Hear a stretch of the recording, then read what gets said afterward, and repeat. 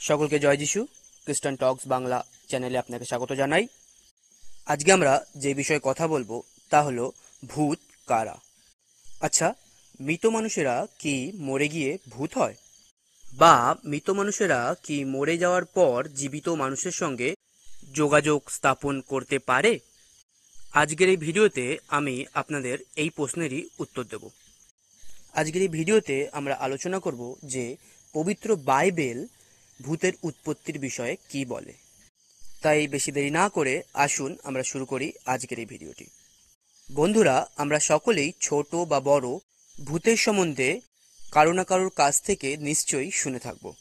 ভূতেদের সম্বন্ধে জগতের মানুষের ধারণা হলো যে ভূত হলো মৃত মানুষদের আত্মা।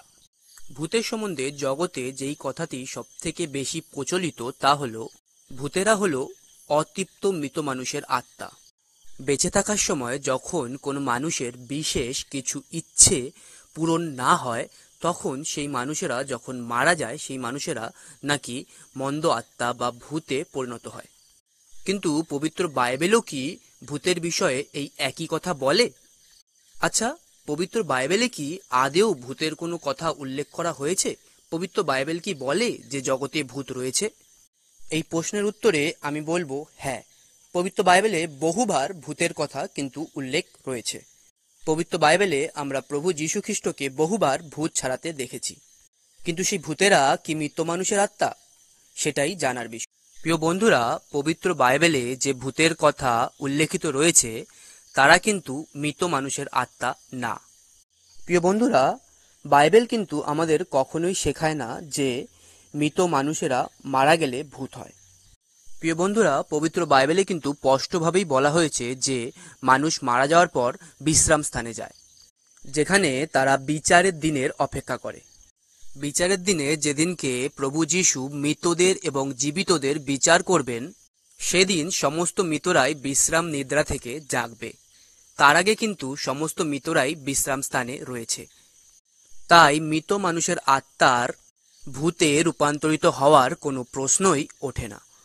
তাহলে পবিত্র বাইবেলে উল্লেখিত সেই ভূতেরা কারা, আর জগতে যেই সমস্ত ভূতের কথা শুনতে পাওয়া যায় সেই ভূতেরাই বা কারা? প্রিয় বন্ধুরা, আমরা সকলেই জানি যে শয়তান কিন্তু ঈশ্বরের বিরুদ্ধাচরণ করে। আর শয়তান যখন ঈশ্বরের বিরুদ্ধাচরণ করে তখন স্বর্গের 4/3 দূতও কিন্তু শয়তানের সঙ্গ দিয়েছিল। তাই ঈশ্বর যখন শয়তানকে শাস্তি দিয়ে স্বর্গ থেকে নিচে ফেলে দিয়েছিল, তখন কিন্তু এই 3 দূতও শয়তানের সঙ্গে স্বর্গ থেকে পড়ে গিয়েছিল। খ্রিস্ট ধর্ম বিশেষজ্ঞদের মতে এরাই হলো এই স্বকথিত ভূত বা মন্দ আত্মা। এখন প্রশ্ন হলো যে অনেক সময় আমরা এমন কিছু ভূতগ্রস্ত মানুষদের দেখি যারা ঘোষণা করে যে তারা কোনো নির্দিষ্ট ব্যক্তির আত্মা, আর তারা এমন কিছু কথা প্রকাশ করে যা কেবল সেই নির্দিষ্ট মৃত ব্যক্তিরই জানার কথা। এবার প্রশ্ন হলো যে মৃত ব্যক্তিরা যদি মরে গিয়ে ভূত নাই হয়ে থাকে, তাহলে ভূতগ্রস্ত ব্যক্তি কিভাবে নির্দিষ্ট সেই মৃত ব্যক্তির ব্যক্তিগত তথ্য জানতে পারছে, যা শুধুমাত্র সেই নির্দিষ্ট মৃত ব্যক্তির পক্ষেই জানা সম্ভব? প্রিয় বন্ধুরা, খ্রিস্ট ধর্ম বিশেষজ্ঞরা কিন্তু এই প্রশ্নের উত্তরও দিয়েছেন, যা হলো শয়তানের দূতেরা কিন্তু পৃথিবীর সমস্ত প্রান্তেই ছড়িয়ে আছে এবং তারা কিন্তু প্রতিটি মানুষেরই আশেপাশে রয়েছে। অনেক সময় কোনো মানুষ যখন মারা যায়, শয়তানের এই দূতেরাই কিন্তু সেই মৃত ব্যক্তির নাম নিয়ে কোনো মানুষের মধ্যে প্রবেশ করে, যাদের আমরা ভূতগ্রস্ত বা মন্দ আত্মাগ্রস্ত বলে থাকি। প্রিয় বন্ধুরা, শয়তান এবং তার সঙ্গীরা কিন্তু প্রথম থেকেই মানুষকে ধোঁকা দিতে পারত। তারা মৃত ব্যক্তির নাম করে কোনো মানুষের শরীরে ঢুকে সেই মানুষের পরিবার এবং পরিজনকে ধোঁকা দিয়ে থাকে। তারা ঘোষণা করে যে সেই হলো মৃত ব্যক্তি।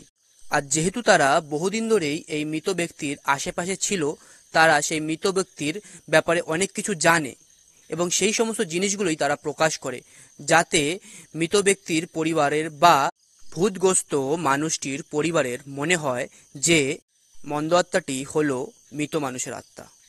কিন্তু না, সেটা কিন্তু ঠিক না। শয়তান কিন্তু এভাবে মানুষকে ধোঁকা দিচ্ছে। সে নিজেকে মৃত মানুষ হিসাবে ঘোষণা করছে এবং পরিবারগুলিকে ধোঁকা দিয়ে আসছে। প্রিয় বন্ধুরা, ঈশ্বর কিন্তু মৃত্যুর পর কোনো মৃত মানুষের আত্মাকেই জগতে ঘোরাফেরা করতে অধিকার দেন না। তাই মৃত মানুষেরা মৃত্যুর পর ভূত হয়ে কাউকে ভর করতে পারে না এবং কোনো মৃত মানুষই মৃত্যুর পর জীবিত মানুষের সঙ্গে যোগাযোগ স্থাপনও করতে পারে না। মৃত্যুর পর সব মানুষের আত্মাই বিশ্রাম স্থানে প্রবেশ করে এবং সেখানে থেকে তারা বিচারের দিনের অপেক্ষা করে। তাই আপনার আশেপাশে যদি এমন কোনো ব্যক্তিকে আপনারা দেখেন যিনি ভূতগ্রস্ত, তাহলে জানবেন তিনি কিন্তু শয়তানের দূত দ্বারা গ্রস্ত হয়েছে। প্রিয় বন্ধুরা, আপনি যদি এমন কোনো ভূতগ্রস্ত ব্যক্তির সম্মুখীন হন, তাদের জন্য কিন্তু আপনি যীশুখ্রিস্টর নামেতে প্রার্থনা করবেন এবং সেই মন্দ আত্মাকে আপনি যীশুখ্রিস্টর নামেতে ধমক দেবেন। দেখবেন তারা কিন্তু যীশুখ্রিস্টর নামেতে পালিয়ে যাবে, কেননা শয়তান কখনোই যিশুর সামনে দাঁড়াতে পারে না। আজকে এই পর্যন্তই, দেখা হবে পরের ভিডিওতে। ততক্ষণের জন্য ভালো থাকবেন এবং সুস্থ থাকবেন। আর যদি এই ভিডিওটি ভালো লেগে থাকে তাহলে লাইক এবং শেয়ার করবেন। খ্রিস্ট ধর্ম সম্বন্ধীয় আরও অনেক ভিডিও পেতে খ্রিস্টান টক্স বাংলা চ্যানেলটিকে সাবস্ক্রাইব করবেন। ধন্যবাদ।